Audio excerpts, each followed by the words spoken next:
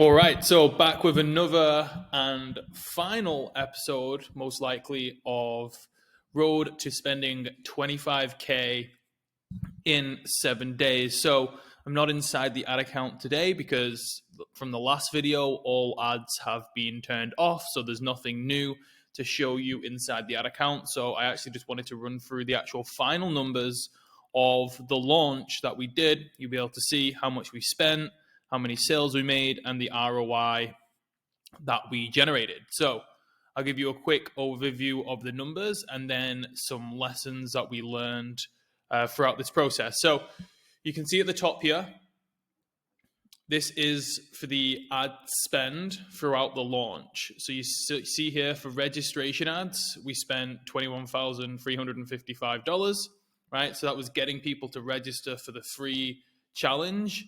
And then the free challenge is where we launched the coaching program on the back end.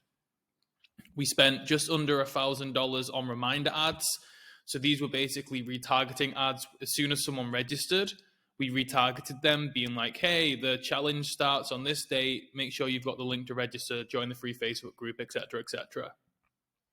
And then throughout the 5-day challenge, every single day, we would launch a new ad that was like, hey, day one starts at this time. Here's the link to attend. And we'd do that all the way through day 1 to day 5. And then we had the sales ads as well. So obviously after they did the launch on the 6th, where they sold, then we basically retargeted again all the registrants, being like, hey, the program is open to enrollment, the doors close, enroll now, right? So in total, we spent $25,876. So the goal was actually to spend a bit more than this. There's a few reasons why we didn't hit the number. So the goal for the registration ads was to spend 25K, not 21K. We didn't hit it. The reason why is just because when we were scaling aggressively towards the end, just the lead cost was just coming up too high. It was just a bit too much. The average lead cost, I haven't got the numbers here, but the average lead cost was around $6.70 overall, which is pretty low for the industry, but for us, it's just a bit too high for what we wanted. So the goal was to get it as close to $5 as much as possible. So we were trying to aggressively scale and spend 25K in 7 days. Obviously, we fell a tiny bit short of that, but we still spent 21K very profitably. And in reality, we could have probably spent the 25 and still been super profitable, which you'll see a moment with the numbers. The goal for reminder ads was to spend 1,000. We spent 981, so pretty much hit that. And the goal of the sales ads was to spend around 5K, and we spent 3.5. Essentially, we didn't think that it was worth spending. I mean, we could have spent the extra 1.5. I just didn't think it was going to make too much of a difference. And the ads weren't fully spending the budget that we had allocated to them over the sales period. So we were happy with 3.5, spending nearly 26K overall. It's not that bad. And you can see basically here the return that we got. So on the registration ads, we spent 21K, as I just mentioned. And in total, we made, 28 plus 38, 42 sales from the ads, which means cash collected was 71, total sales volume was 87, which means the profit was 65, which means we made a 4 ROAS, right? Which is pretty cool.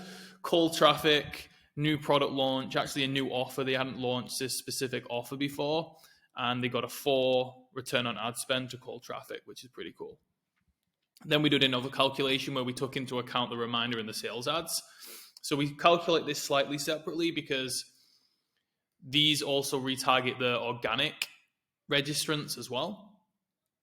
So they have a decent social media following, so they got a lot of organic registrants, and obviously these reminders and sales ads also target the people who didn't come through the sales, through the paid advertisement. So we basically do 2 calculations, but even if we take into account, the reminder and the sales sequence, we still did a 3.4 return on ad spend, which again is pretty good.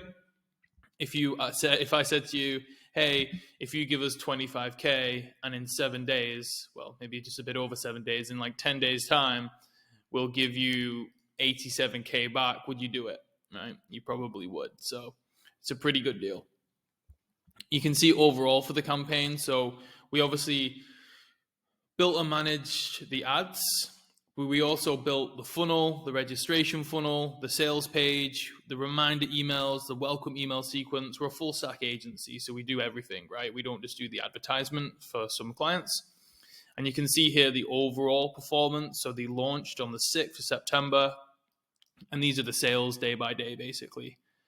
So you can see here, we did the launch here, 60 sales on day 1, 32 sales on day 2, then it drifted off basically. And then this was where the deadline was on the 10th. We had a few people come in on the day after just because time zone difference. When we look at Thrivecart, it adjusts for the person's time zone. But you can see here, typically what happens in a launch, the first couple of days you launch, you make a lot of sales. Then in between the open cart week, sales drop as you've got the procrastinators who don't know whether they want to join or not. And then you hit them with like the scarcity and the urgency, and then you make like 50% of your sales in the last 24 hours, which is exactly what happened here.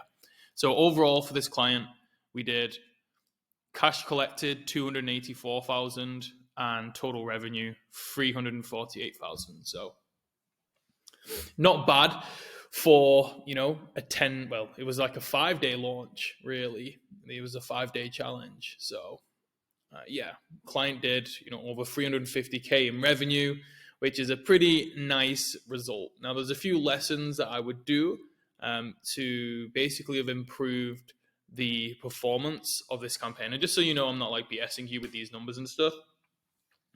Obviously, I've got to keep client confidentiality because these are obviously the income numbers. But you can see in Thrivecart here, month to date net revenue, which is basically the cash collected. You can see from the 1st to the 13th.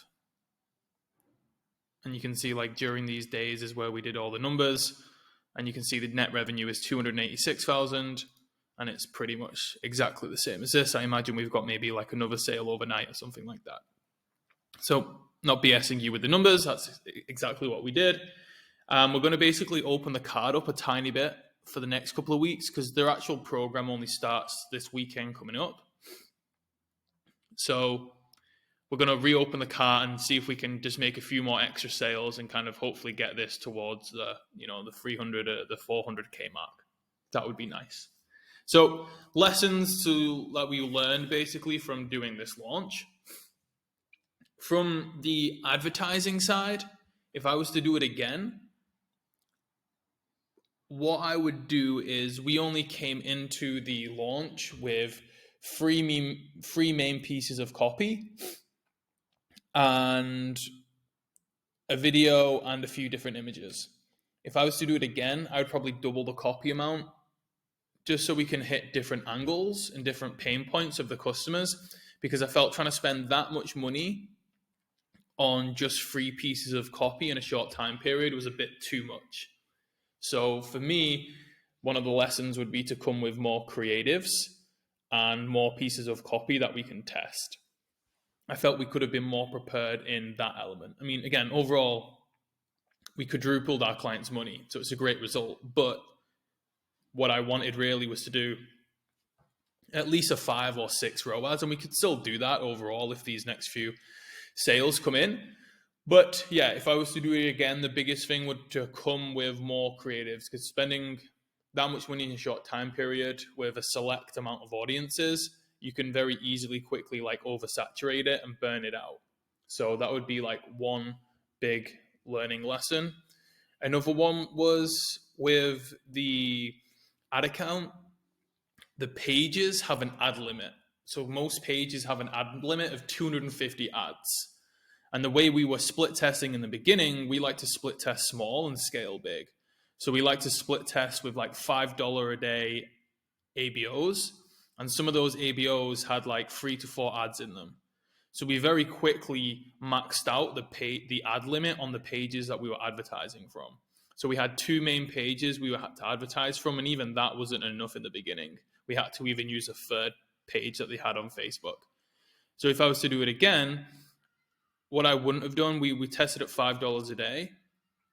I would have tested everything at $10 a day so we could test quicker. Now, the reason why I would do it for this client is because we know this client very well. We typically know what converts. We've been working with them for over 12 months. So we don't really need to test stuff at such a low budget because we generally know what messaging works. And obviously the ads did work. We just couldn't spend enough as quickly as we wanted to.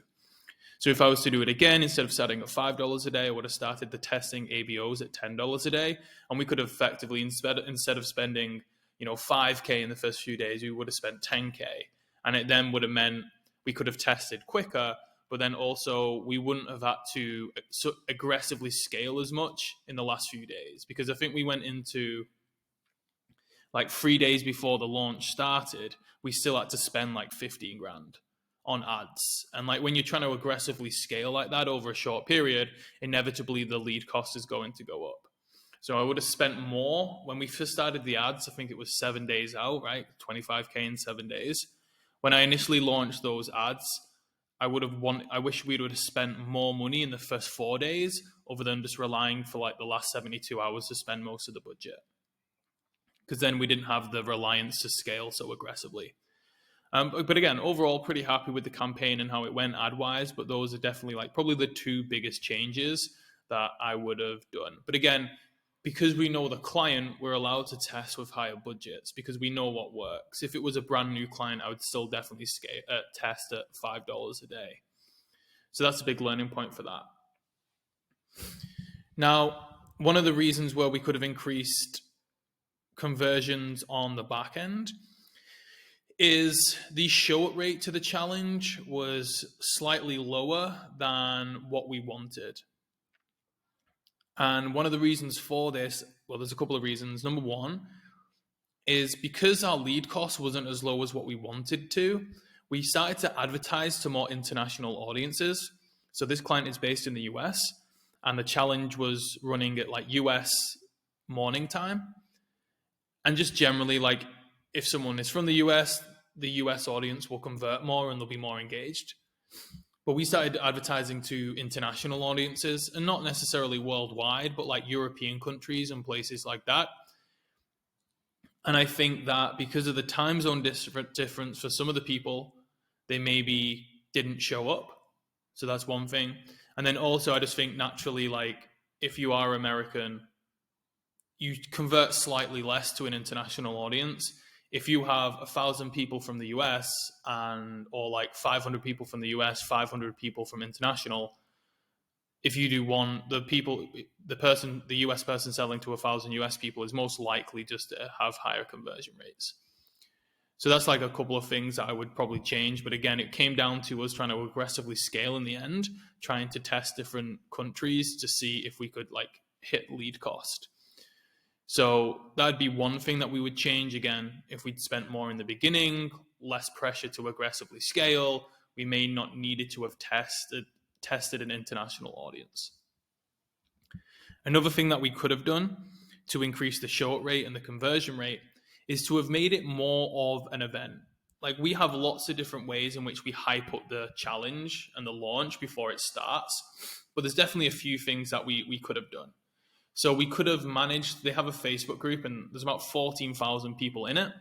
And we made a few posts in there beforehand, getting people hyped up for the challenge, but we could have monitored and cultivated that group more effectively. So in the beginning, when the first batch of people were joining from the ads, I'm not sure if they were greeted with much inside of there. Like when they joined the group, there maybe wasn't, because the group's old, it's been running for a few years, they maybe went into the group and they didn't look around and see like a lot of activity, or maybe there wasn't like a welcome post straight from the beginning welcoming them to the launch or the challenge. So we could have done a lot more to increase that user experience as soon as they joined the challenge Facebook group, to make it more of an event. Because again, if someone registers for a free challenge, right, they're going to make their mind up probably within 1 minute of registering whether they're going to show up or not. So that experience post-registration is actually really important to the show-up rate. So if they go into the Facebook group and there's no real reference to the challenge they've just registered for, there's not like a ton of activity or energy in the group, then that can be like, okay, I'm not going to attend. But if they would have gone in, there would have been a nice welcome post, a nice welcome video. Maybe we could have like tagged them in a welcome post and been like, hey, thanks for registering for the challenge. We could have just nurtured them a bit more after they joined. I think that could have helped us massively. We obviously did in that group of like posts in there, and we did obviously send them emails and stuff, nurturing them. But I feel like we could have done a better job inside of the Facebook group to create more of a community. And that would have increased the show up rate. We could have also made it more of an event and had more stuff to make it feel more professional. So for a lot of live launches in the past, not necessarily for this client, but for other clients, we've created, say, like a workbook, right? So once you register, you get linked to a workbook, and that workbook is then to be used throughout the 5-day training. Now, this works not necessarily because it's nice to have a workbook, but like giving a workbook just gives the impression that it's more professional. It's like, oh shit, they've got a workbook. Like, this is a real event. It's actually a real thing that's happening. Obviously, when people register for these free live trainings, they're obviously skeptical. Is it just someone trying to scam me? Like, what am I going to learn, etc., etc.? So if you get registered and you get sent like a professional like workbook, and it's got like places to like make notes and stuff like that, and it's referencing what they're going to learn throughout the few days, then they're like, oh shit, this is actually like a proper event. Like, I'm going to turn up to this. And then also in the workbook as well, you can create it with a lot of curiosity.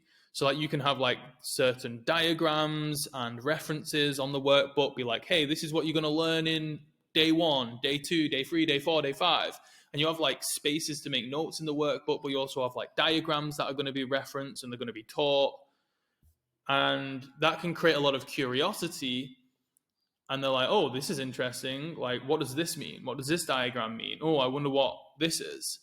And that curiosity that you create with the workbook can create people to want to show up, because they're like, oh shit, like I want to learn what this diagram is. Like, what relevance does this have to me growing my business, right? So there's a few different tricks we could have made. I mean, overall the show rate was around 20%, which is fine, but we could have done more. And then obviously that would have increased the conversions overall. So they're like a couple of things that come to my mind straight away. But again, generally at the end of the day, through paid advertisement, we got a 4x return on ad spend to a cold audience, which is obviously pretty cool.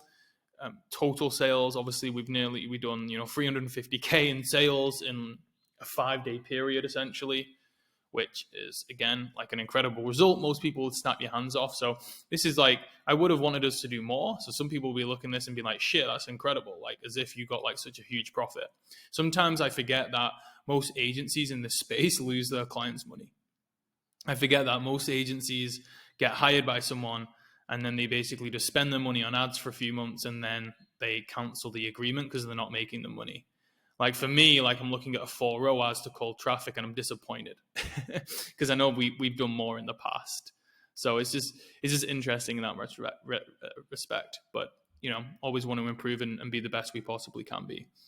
Another thing as well, which is what would have decreased the sales, but I think it'll actually improve the profitability, is last time we did a launch like this, we actually did around 650K in total sales.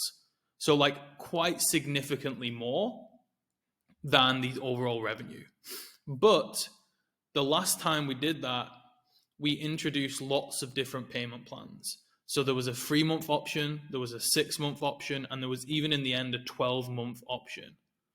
Now, obviously, those 12-month options, total revenue, they include for like a full pay, right? It's going to be 12 times whatever they pay on a monthly basis. But in reality, and I don't know the number, but the cash collected would have been a lot less, right? Okay, total revenue was 650, but what percentage of those payment plans actually came through?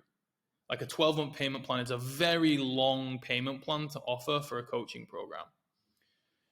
So I'm sure that would have included a lot of failed payments. So even though last time the total revenue was a lot higher, it'd be very interesting to compare the cash collected. Because right now, if you look at this, the difference between cash collected and revenue isn't that high. I know for sure last time we did this, the cash collected at the end of the challenge versus total revenue was like less than half. But here it's fairly similar. And obviously a lot of those payment plans, probably just the nature of people, and like, they pay for stuff and then they cancel, right? And they don't want to pay for it once they've committed to it. A lot of those payment plans may not have come through. So again, even though total revenue is down, like actually cash in the bank, which you can literally see again in Thrivecart now, is actually pretty high. So one of the changes we made was to not offer as many payment plans. So again, that means again revenue is down, but cash is up. So I would rather have cash in the bank than like have a total sales volume that people will cancel on, and is a nightmare to have to like follow up with people. I would rather just have less payment plans, less customers, but more cash. So yeah, overall pretty good. Like I said, 4x to primarily cold traffic, which is pretty cool. We are going to open it up again for the next few days, but I'm not sure exactly how many sales that will come through, but maybe we'll hit the 200 mark, which will be pretty nice. But yeah, hope you've enjoyed this series. I've tried to be as transparent as possible. Obviously, I need to keep client confidentiality because we're talking about numbers here. I don't know many people that have done this. There's a lot of people that obviously talk about, hey, we spend this much, or we make people this much, or, all this shit that they're saying that they spend and they make and the ROAS that they get. But like myself, in some of our marketing, they just put screenshots. And I put screenshots as well because it's, sometimes it's needed for social proof. But there's not many people that actually dive into numbers, ad accounts, payment processes like this, and actually show you where the money is coming from, or like how much money they actually made. And more importantly, they're not showing you how they actually do the ads. So a lot of people will be like, hey, I run ads and we made this much traffic, like this much return on ad spend. But no one's actually teaching people how they actually run the ads. And if you go back, maybe you're watching this video for the first time, but if you go back and watch the series, if you go from episode 1 all the way to, I believe this is 9 or 10, then you will see me literally walk you through day by day how I'm managing the ads, how I'm running them, how I'm scaling them, how I'm testing them, the budget, the bidding strategy, like the whole thing.